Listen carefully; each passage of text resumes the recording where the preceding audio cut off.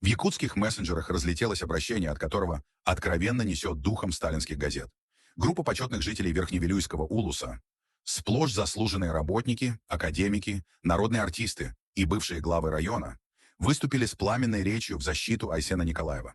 В тексте, напоминающем фронтовую сводку, говорится, что республика окружена внешними и внутренними врагами, которые ведут информационную войну против республики и ее руководителя.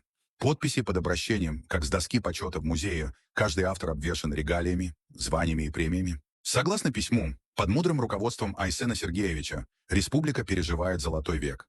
Мосты растут как грибы, дороги тянутся на тысячи километров, школы и детсады множатся, а сельское хозяйство бьет рекорды.